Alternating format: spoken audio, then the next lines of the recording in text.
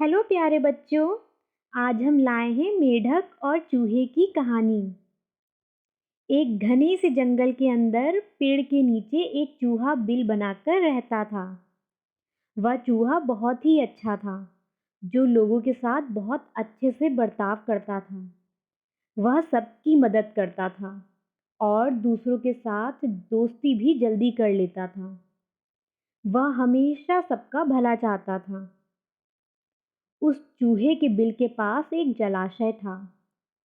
उस जलाशय में एक मेढक रहता था।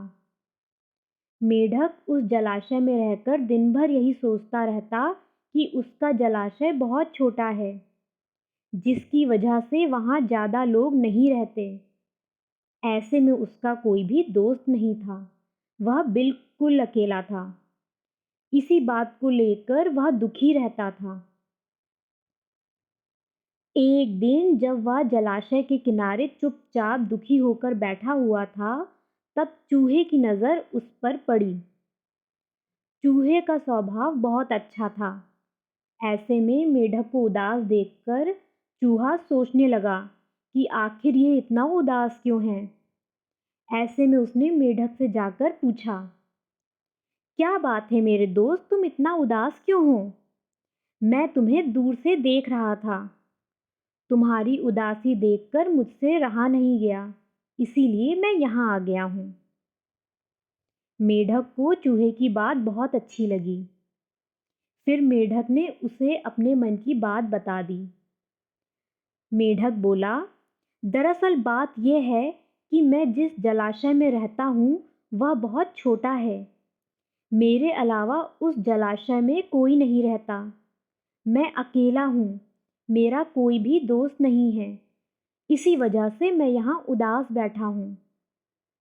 यह सुनकर चूहा बोला, अरे बस इतनी सी बात है।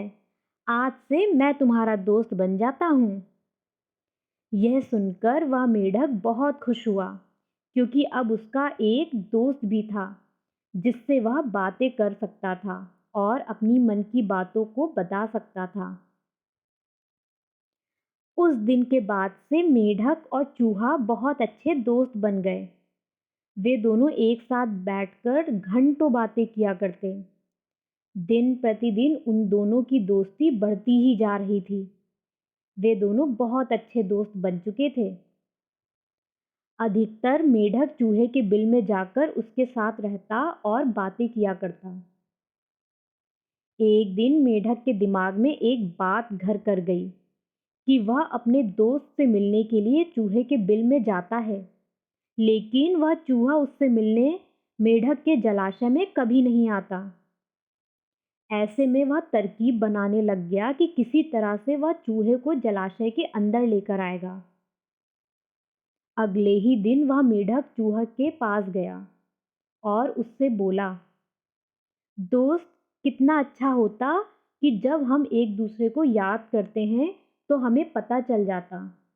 अगर मैं तुम्हें याद करता तो तुम जान पाते और तुम मुझे याद करते तो मैं जान पाता। यह सुनकर चूहे ने कहा, हाँ, तुम्हारी बात तो बिल्कुल सही है। ऐसे में मेढक ने फिर से कहा, क्यों ना हम एक दूसरे को रस्सी से बांध लें। जब मैं जलाशय में रहकर तुम्हें याद करूंगा तब मैं रस्सी खींच लूंगा, तो तुम्हें पता चल जाएगा कि मैं तुम्हें याद कर रहा हूँ।